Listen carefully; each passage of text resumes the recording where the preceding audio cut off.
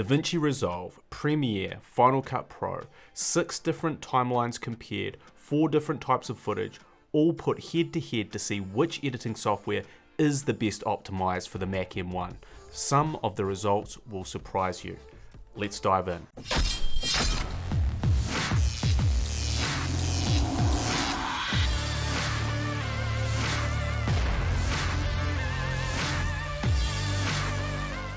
Hello everybody, my name is Guy Pigden. I am the Savage Filmmaker. I make feature films, web series and shorts, and I'm here to give tips and advice to indie filmmakers about how to make those things. Recently, DaVinci Resolve released a new update claiming to have made some dramatic optimizations for the Mac M1. I did a video looking at the performance of Blackmagic Design's B-Raw footage with both my MacBook M1 and my Intel iMac 2020, which you can watch here. But what about the other editing programs? Premiere Pro's most recent update also claims to be optimized for the Mac M1. And yes, Final Cut Pro is the OG of being optimized for M1 due to the fact that it's created by Apple themselves. So I'll be comparing timeline playback and export render times across all 3 editing platforms. First, let's talk about how I'm conducting these tests. In my previous test, the results using B-Raw in the new Resolve were quite underwhelming. As someone pointed out in the comments, perhaps Mac M1 just doesn't like B-Raw. Also, famously, Final Cut Pro can't read B-Raw footage natively. You need to transcode it first, which defeats the purpose of testing it. So in this follow-up, I decided to use a wider range of different codecs, all of which are natively readable by the 3 editing programs. My first timeline is 4K Red Raw Redcode 36 clips shot on the Red 1. This is slightly older, lower bitrate Red Raw footage and thus easier for editing. So for my second timeline, I took 2 minutes worth of clips shot on the Red Gemini. 2 clips filmed in 5:1 compression and the rest filmed in lower quality 8:1 compression. These are 5K clips downscaled to a UHD timeline. The third timeline is the notoriously difficult Canon C200 Raw Lite, using just under 1 minute and 20 seconds of this 4K 12-bit RAW footage. The fourth timeline is UHD 4K footage shot using the Canon's MP4 codec. This is a full export of one of my old YouTube videos. It also features some stills and iPhone footage, and it's 11.5 minutes long. The fifth timeline is Canon's C200 4K UHD XF AVC, using just under 2 minutes worth of clips taken from one of my old corporate shoots. And the final timeline is just a minute's worth of 4K UHD upscaled 422 Pro Res 10-bit footage shot on my Canon 5D Mark III using Magic Lantern firmware. It's important to note that clips in a timeline will not always represent real-world use, as typical edits feature much more involved color grading, clip stacking, and effects. But because each editing software applies these effects differently, applying them in these timelines would only lead to a less accurate comparison. At the very least, these tests can give us a good baseline of how the Mac M1 responds to the different types of footage in each editing program. It's also important to note I have turned off all optimization and additional proxy and transcoding options for both Final Cut and DaVinci Resolve. This means that each timeline is being played back without any cheating. You're seeing how each program handles the original files without generating media to improve playback smoothness. It's important to make this distinction, as a lot of the time this is done automatically in the background to improve timeline performance. Each timeline was set to UHD 4K 3840 by 2160. For these tests, I am using my 13-inch MacBook Pro with the new M1 8-core CPU and GPU with 16 gigs of RAM for all tests. I've also tested each timeline with my iMac 2020 with an Intel i7 8-core processor with 64 gigs of RAM and the upgraded 5700 XT 16 gig graphics card. So stick around for those additional results at the end. First, let's look at playback quality on the beefiest 3 timelines featuring RAW files.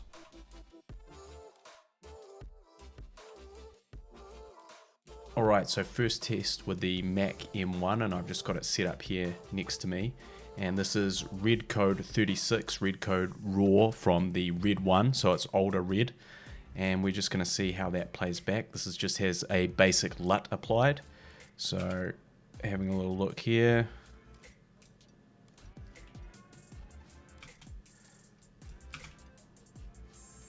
So maybe dropping a couple of frames here, maybe, but overall looking pretty good. Definitely pretty smooth, and this is a 4K UHD timeline, so playing back pretty well. Definitely could use it to edit for sure.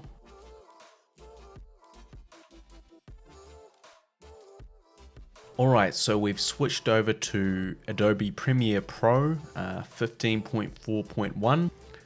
Yeah, let's put on show drop frames. Now let's have a little look and see how it's playing. So this is at full quality. Okay, yep, it's dropping frames like crazy. Okay, yeah, just struggling along. So let's drop it down to half quality and play again. This is looking smoother now.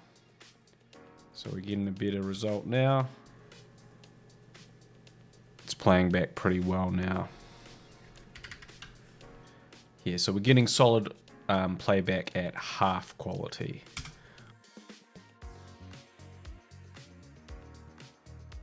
Okay, so now we're moving on to Final Cut Pro on the M1. If we look at our timeline here, we have it to better quality. We don't have any optimized media. This is the original. It's definitely a little bit laggy. Not quite playing back perfectly. You can see it's very stuttery there.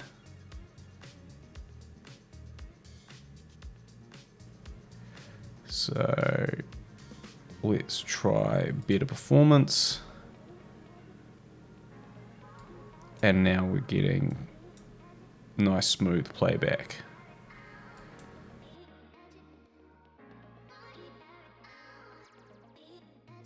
Okay, so we've got our second red test here. This is using Red Gemini footage. It should be a little bit tougher. And we've got some 5:1 clips. First two clips are 5:1 and the rest I believe are 8:1. So let's just see how the timeline plays.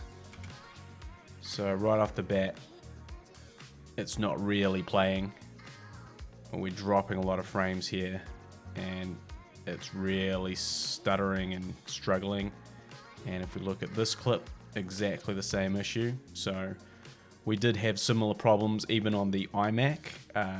So this isn't really a big surprise, but this is absolutely lagging and dropping frames, which is completely unplayable. That's the 5:1 footage there. Let's have a little look at the 8:1. So again, we're definitely seeing some lag, some stuttering here. It's not playing very smoothly at all. So let's just try and we'll change the timeline and see if we have better luck once we put it down to 1920. Okay, looks like still struggling, still dropping frames, and yep, still dropping frames. So not really that usable.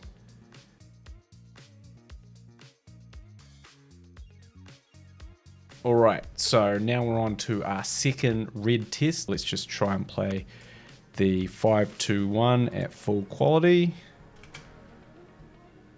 And yep, it's dropping a lot of frames, very stuttery, not really working, barely playing, absolutely barely playing. If we move to the 8:1 footage, again, still dropping a lot of frames, so let's bring it down to half and try again. And we're getting, again, still drop frames. So now we're at a quarter and our playback is getting smoother, much smoother now. Doesn't look like we're dropping too many frames now. So that playback is better. Let's try this high quality footage at the beginning. Okay, not too bad at quarter quality. So we're getting pretty decent playback at a quarter quality for this Red Raw footage. So that's again pretty impressive.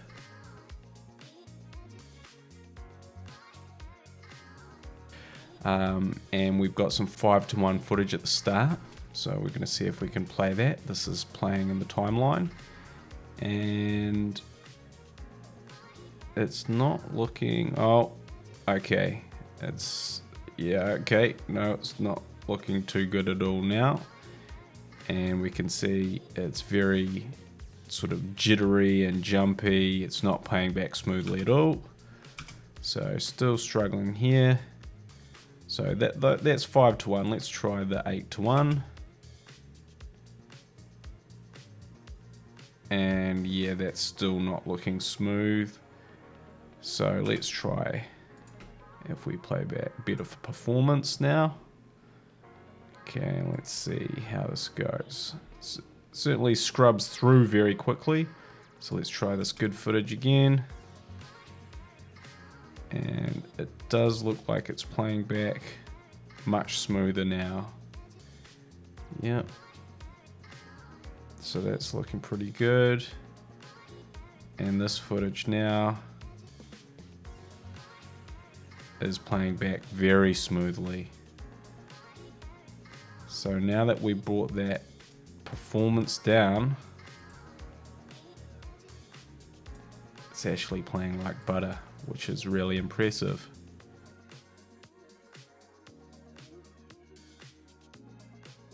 Okay, so we've got Canon C200 Raw Lite footage here in our timeline, and we are in a 4K timeline still. So first of all, we're just going to test playback, see if it can play back here. And right away, we are dropping a lot of frames. It's definitely struggling a little bit. Let's just play a bit more.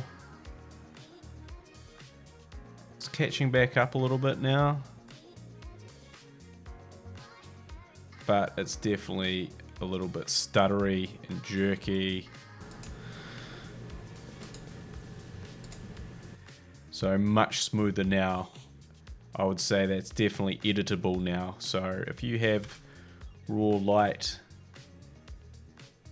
in a 1920 by 1080 timeline, I think you could probably edit that on the M1.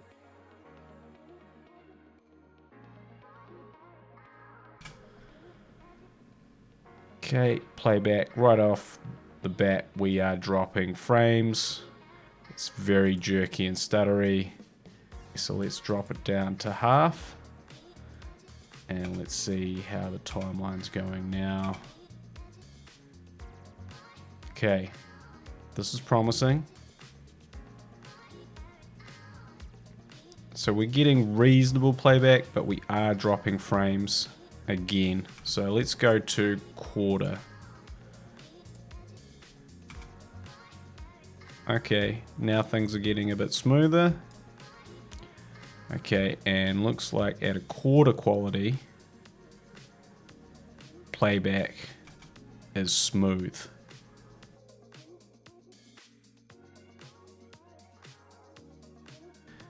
So we're going to put this back to better quality, and we're going to see how it plays in better quality.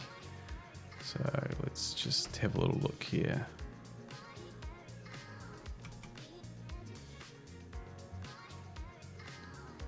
Okay, we are seeing it be a little bit stuttery.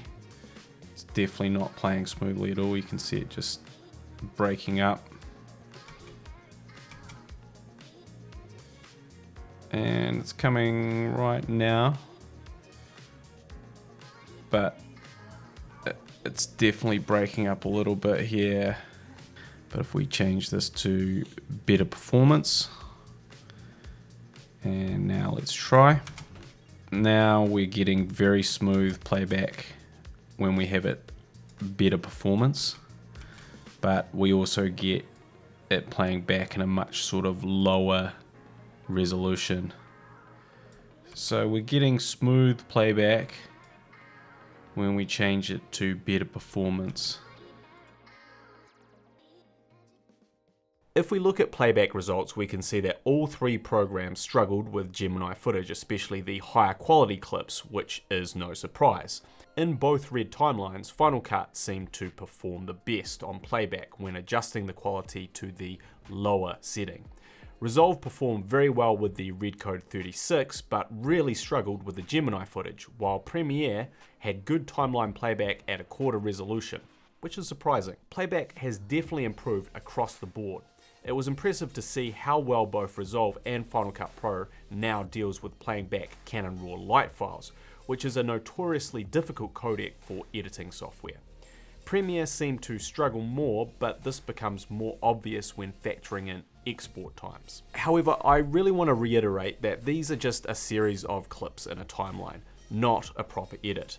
And I think a lot of the good performances seen here would quickly fall apart as these timelines got busier and more layered and longer than a minute or two.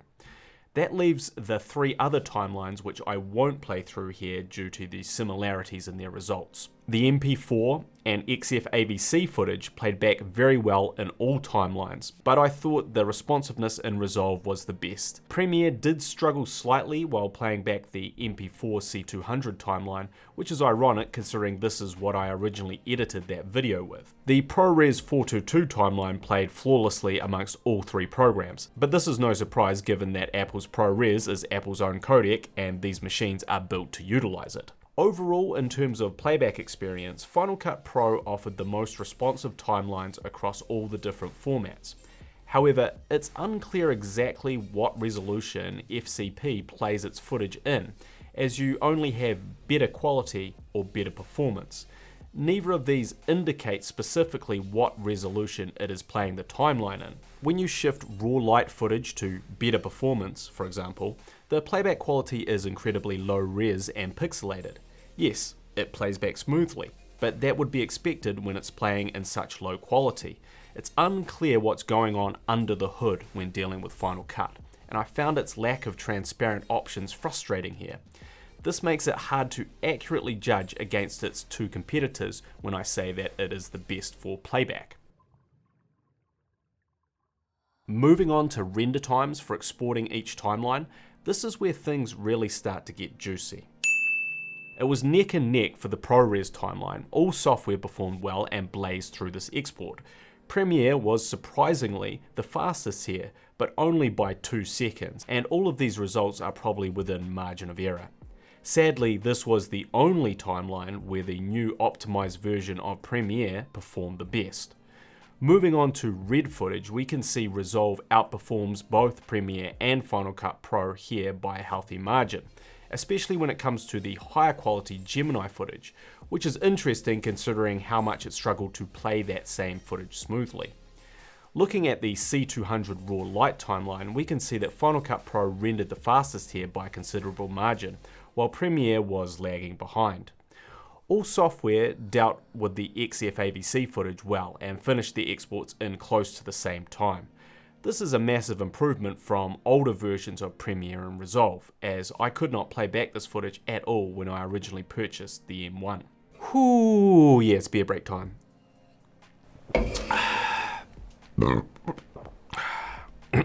Beer. Looking at the full-length YouTube MP4 timeline, Final Cut Pro finished the quickest in a speedy 6 minutes. Resolve took 7.5 minutes, while Always the Bridesmaid, Never the Bride, Adobe Premiere, fell way behind the other two, finishing in 12 minutes and 50 seconds, over double the export time of Final Cut Pro. This means in terms of export render times, for the most part, the actual competition is between Final Cut and DaVinci Resolve, with both having the upper hand in certain areas.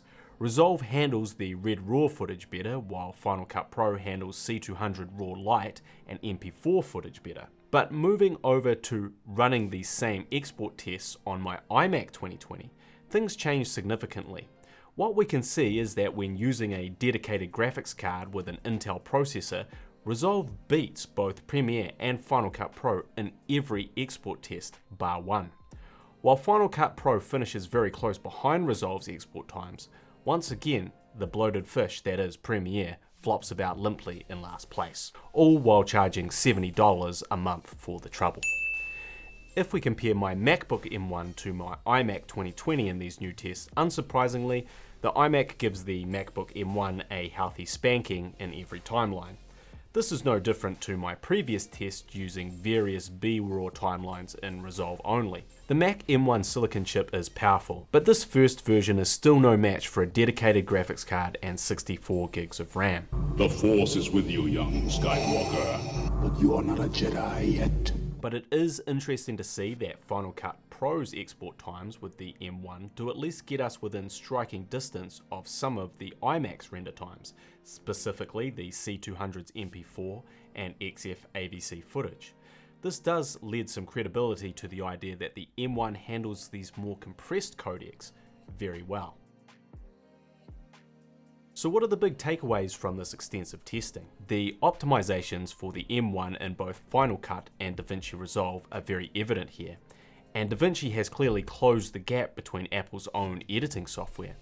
And if we are looking at the Intel results, Resolve has in fact eclipsed Final Cut Pro, if only by a small margin. Final Cut Pro used to be the king of kings when it came to optimization with Mac computers, but now they may want to watch the throne. Either software is a good choice for Mac editors, but with the additional pro-level features of Resolve and the more flexible interface, I would give it the advantage here. Premiere, on the other hand, is like the waning star of yesteryear that's fallen on hard times. What happened to you, man? Used to be cool. I'm still cool. Nah, you've changed, man. Premiere's M1 optimization, in comparison to its competitors, is, well, suboptimal, and underperforms in most render tests. This is a shame because as a loyal Premiere user myself, the constant bugs and underperformance make Adobe's exorbitant subscription service model even harder to justify if you're a Mac user. So we've seen the performance across the board with these better optimized programs. Is the Mac M1 the right editing computer for you? I have owned the M1 since it was released, and I think it's very easy to get caught up in the YouTube hype. Beware of YouTube videos talking about the M1 beating out high-spec machines. The reality is, this is only the case for very specific codecs. In general, the M1 is not going to outperform the new iMacs, Mac Pros, or new PC builds, which is reflected in these tests. We all want the M1 to be the magic bullet solution to affordable, high-performance editing. And while the M1 chip is amazing, it's still just not quite there yet. At least, not in most circumstances. While I would love to sell my iMac and go back to editing on the M1, the reality is, if you use any type of RAW footage, then the M1 is not for you. If you do any type of heavy color grading, effects work, or in particular, denoising or stabilization, the M1 is not for you. If you don't have that type of workflow and you use more compressed codecs like XFAVC, HEVC, or H.264, then the M1 will probably be quite satisfactory for your needs. The M1 is also a fantastic on-the-go mobile editing system. It's just not for serious full-time editing. You can see a more in-depth discussion about this here. So that's the bad news. The good news is that this all might be about to change with the rumoured release of the Mac M1X in perhaps October. If the first generation of silicon chips show this much potential, it's hard to imagine that the M1X won't fully deliver on that promise. So I would highly encourage those considering an M1 to wait for this release. If you need a new editing system now, an iMac 2020 with an upgraded graphics card is a much better option. It all comes back to the numbers, and to throw another Jay-Z reference in here, men lie, women lie, numbers don't. If you found this video helpful, consider giving it a like and upping my subscriber numbers so I can stop lying about them. Stay tuned for some upcoming videos where I explore DaVinci Resolve's features and the differences from Premiere Pro.